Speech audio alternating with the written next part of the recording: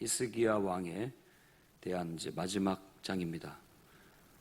계속해서 29장부터 32장까지 히스기야 왕에 대한 이야기가 나와 있고, 이사야서에서도 36장부터 39장까지가 히스기야 왕에 대한 이야기로 나타나 있습니다.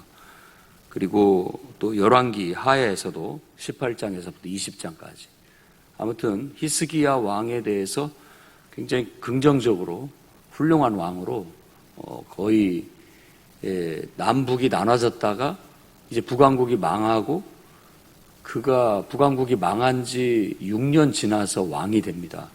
그러면서 북쪽의 유민들까지 이렇게 포용해서 사실상 이제 다시 남북이 하나 된 통일된 왕국으로서의 왕으로서 존재하게 됨으로써 다윗 왕, 솔로몬 왕, 그리고 히스기야 왕, 이렇게 맥을 이어가도록 그렇게 성경에서 우리에게 보여주고 있습니다.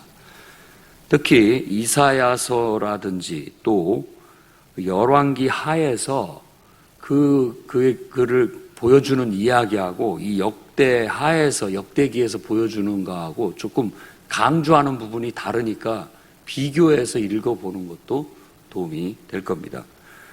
오늘 말씀은 똑같이 이제 아수르 왕 사네립이 유다를 침략한 것을 배경으로 그 이야기를 하고 있습니다.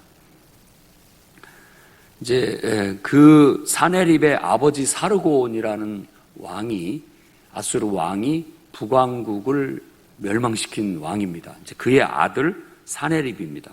그 사네립이 이제 유다도 점령하기 위해서 예루살렘을 점령하고 저 이집트까지 그 세력을 남쪽으로 계속해서 확장해 나가기 위해서 예루살렘도 포위를 해서 항복하라고 요구를 하고 있는 내용이 나옵니다. 그때 이 32장 1절부터 시작이 다르다는 걸 알 수 있습니다. 이 모든 충성된 일을 한 후에라고 얘기를 합니다. 그러니까 긍정적으로 시작을 하고 있죠. 이 모든 앞에서 말했던 히스기야 왕의 개혁, 성전을 정화하고 유월절 예배를 아주 성대하게 드리고, 그 다음에 어제 말씀처럼 성전에서 하나님을 섬기는 하나님의 종들을 위한 그런 어떤 모든 필요한 대책을 다 강구하고 틀을 딱 잡은 후에 이 모든 일들을 아주 선과 정의와 진실함으로 잘 행했던 그 히스기야 왕에게 이런 위기가 닥쳐왔다라는 겁니다. 사네립이 저들어와서 온 성을 포위하고 꼼짝달싹 못하게 했습니다. 그럴 때 그가 어떻게 대처했는지를 얘기하는데, 다른 성경의 기록보다도 훨씬 더 긍정적인 면을 강조하고 있음을 알 수 있습니다. 일단 그가 물 근원을 끊었습니다. 포위하고 있는 사람들이 식수가 모자라면 돌아갈 것 아닌가 해서 바로 물 근원을 다 끊었고 막았습니다. 그리고 성벽을 다시 강화시키고, 또 다윗성의 밀로라고 하는데 이 성에서도 이렇게 지붕이 있고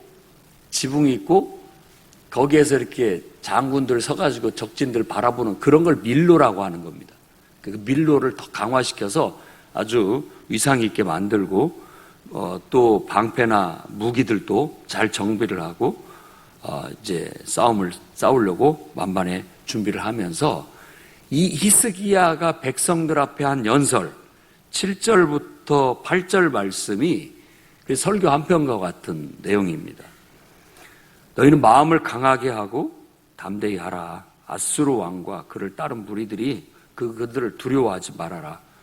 그와 함께하는 자보다 우리와 함께하시는 우리 하나님 여호와가 더 크시다, 더 크다라고 그렇게 강조하고, 그들은 육신의 팔을 의지하지만 우리는 하나님 여호와를 의지한다. 반드시 우리를 그분이 도우시고 우리를 대신하여 싸우실 것이다 라고 백성들의 마음을 이렇게 세웁니다. 이게 바로 신앙이죠. 하나님을 향한 신앙 고백. 신실한 믿음을 강조해서 보여주고 있는 겁니다. 그런 위기 앞에서도 바로 이렇게 하나님에 대한 신실한 믿음을 지킨 왕이었다라고 보여주고 있고, 우리들도 그런 신실한 믿음을 가져야 되겠다라고 말하고 있는 것입니다. 반대로 9절에서부터 15절에는 아수르 왕 사네립이 입에 담을 수 없는 험한 말을 통해서 항복을 종용하는 내용이 나오는데, 모든 나라 신들이 능히 우리를 당해내지 못했다. 너희가 섬기는 하나님도 히스기야가 의지하고 있는 그 신도, 여기서는 신이라고 얘기를 합니다. 신도 우리 앞에 굴복하고 말 것이다 라고 그렇게 얘기를 합니다. 특히 16절에서 19절에는 두 번째 편지를 쓴 이야기를 하면서 그들이 여호와 하나님을 욕하고 비방한 것에 대해서, 또 히스기야 왕을 비난한 것에 대해서 강조해서 한 번 더 얘기를 합니다. 그들이 진짜 하나님을 알아보지 못하고 우상신 욕하듯이 했다, 대하듯이 했다. 그 말은 그 일로 인해서 그들은 이제 큰일 났다, 이런 뉘앙스로 말하고 있는 겁니다.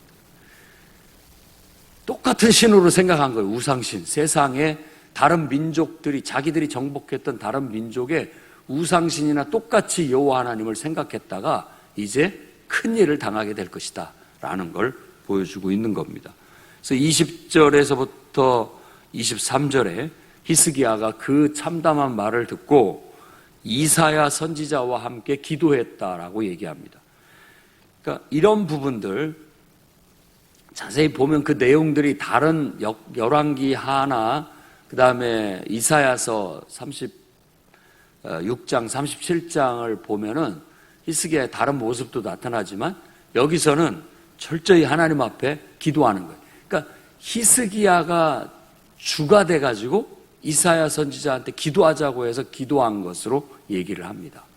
다른 데서는 이사야가 기도하라고 하나님 말씀을 전달해 주는 형태로 말하고 있는 것이죠. 그만큼 히스기야라는 왕을 더 신실한 믿음을 가진 왕으로, 그리고 믿음에 기도하는 왕으로 그렇게 얘기를 합니다. 그 말은 무슨 말이냐?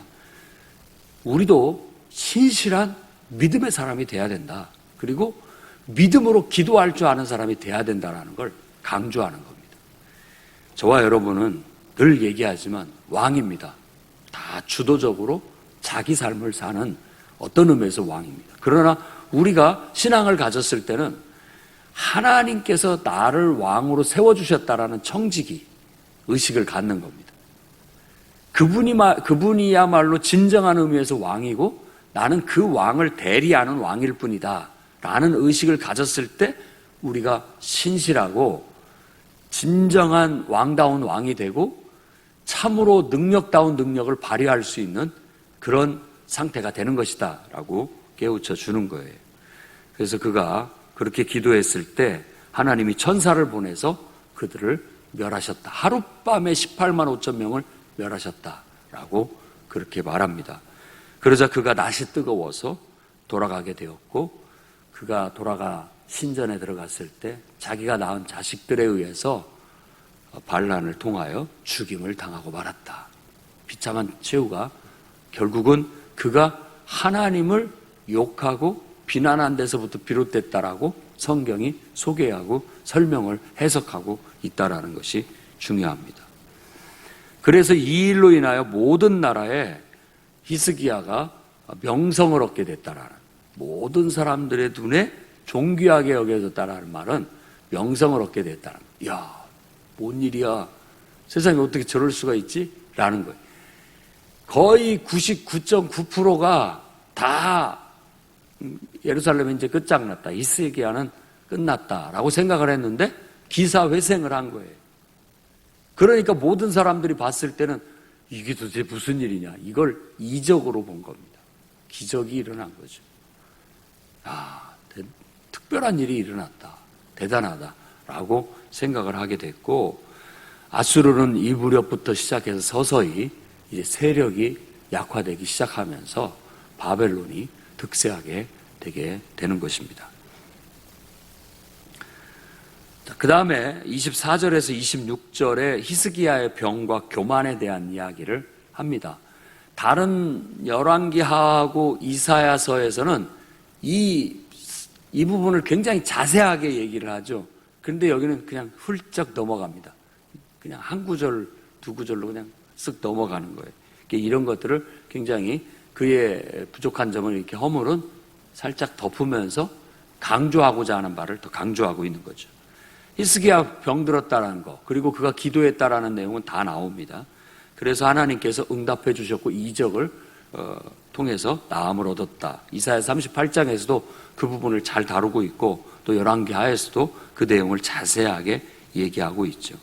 그러면서 히스기야의 교만에 대해서 얘기를 하는데, 다른 성경에서는 바벨론의 사절단이 온 얘기부터 해서 내탕고를 다 보여준 것까지 다 구구절절히 얘기하지만, 여기서는 그냥 그가 교만했다, 그리고 하나님의 진노가 임했고 결국은 그가 회개하고 다시 바로 서니까 하나님께서 그에게 대한 진노를 유예시켜줬다. 그가 살아생전에는 그런 일이 벌어지지 않게 유예해줬다라고 해서 간단하게 기록을 하게 되는 겁니다. 그 다음에 강조하는 게 27절과 31절의 히스기야의 부와 영광에 대해서 쫙 얘기를 하는데, 그 부와 영광이 꼭 솔로몬 왕에 대해서 얘기하는 듯 합니다. 그에게 있어서 어떤 모든 면에 있어서 형통하게 된 것과 성공적이었던 것들, 그리고 부가 경제적으로 부가 찾아와서 창고가 가득 찬 것에 대한 얘기를 합니다.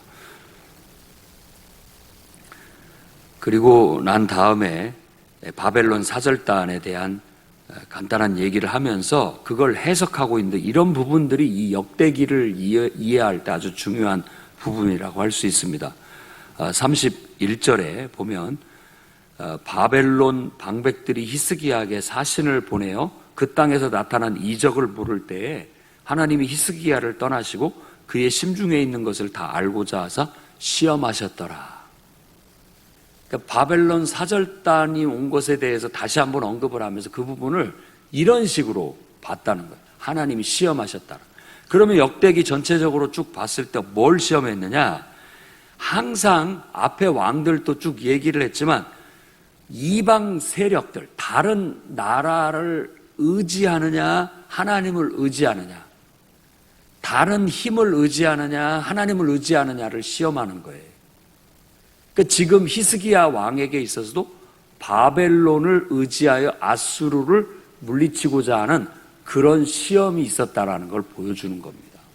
그래서 그것이 히스기야의 결국은 병이 나았을 때 그 병이 나은 이적에 대해서 병 들었다더니만 어떻게 그냥 그렇게 기적처럼 나았습니까? 라고 얘기하면서 사절단이 와서 치하를 했을 때 그가 바벨론의 사절단, 바벨론을 어떻게 대하는지에 대한 시험이었던 것이죠. 앞에서도 얘기한 것처럼 아하스 왕이라든지 다른 왕들도 이제 결국 외세의 힘을 의지해서 이겨내려고 저쪽 애굽을 의지하든지 아니면 아수르를 의지하든지 이제는 또 신흥 강대국이 될 바벨론을 의지하든지 이런 것을 하나님보다 더 의지하는 것을 굉장히 불신앙으로 불경스러운 일로 이 역대기는 강조하고 있는 거예요. 그래서 우리가 신앙의 정신을 배워야 됩니다. 철저히 우리는 하나님을 통해서만 우리 스스로가 강해지고 담대해져야 됩니다. 그래야만 어떤 외부 세력이라든지 사람에게 휘둘리거나 끌려가지 않게 된다는 거예요. 이건 우리 신앙의 인격을 세우는 데 있어서 아주 중요한 덕목입니다. 하나님 앞에서 하나님을 통해서 여러분들의 인격이 개발되고 여러분의 능력들이 개발되고 하나님을 통해서 여러분들의 마음이 안정을 찾고 힘을 얻고 스스로가 강해져야 됩니다. 그렇게 될 때 다른 사람들은 나를 따르게 돼 있어요. 자석이 사람을 끌어들이듯이 자석이 어떤 것들을 끌어들이듯이 사람과 물질이 나에게 달라붙어요. 그렇게 될 때가 가장 온전하게 살아가고 있는 거예요. 근데 내가 중심을 바로잡지 못하고 내가 당당하게 서지 못하게 되면 내가 흔들려서 불안해서 자꾸만 사람에게 끌려가서 거기에 붙으려고 하고 자꾸만 또 물질에 끌려가서 그걸 의존하려고 하는 그런 연약한 상태가 된다라는 겁니다. 그러니까 지금 이 성경에서 우리에게 요구하는 신앙의 인격이 바로 이 히스기야 같은 하나의 모델을 제시하면서 이와 같이 하나님을 중심으로 해서 당당해져야 된다. 그래야 부와 영광과 존귀함이 끌려온다, 따라온다. 그게 바로 형통이다라고 우리에게 가르치고 있는 것이죠. 그러니 우리에게도 이런 시험이 늘 있습니다. 늘 있어요.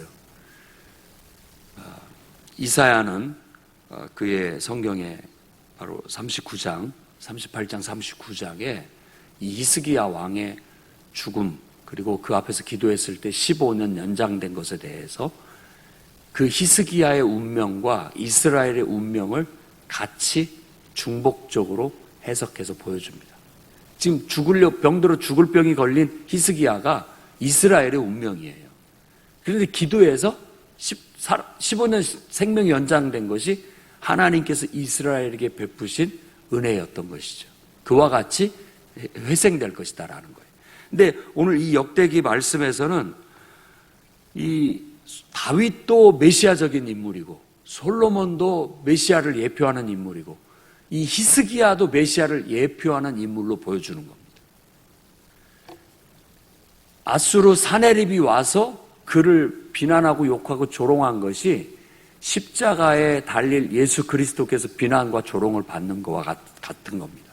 병들어 죽을 병이 걸린 것이 십자가의 죽음과 같고 하나님의 기적과 은혜로 그가 다시 살아나게 된 것, 이런 것들이 예수 그리스도의 죽음과 부활을 보여주고 있는 것이라고 볼 수 있다라는 거예요. 그래서 그런 이미지들, 항상 예언자의 언어는 바로 그런 겁니다. 어떤 사건이나 인물이 담고 있는 이미지하고 바로 진리를 이렇게 씌우는 거예요. 그래야 우리가 그것을 통해서 진리를 더 확실하게 이해할 수 있기 때문에 그렇습니다.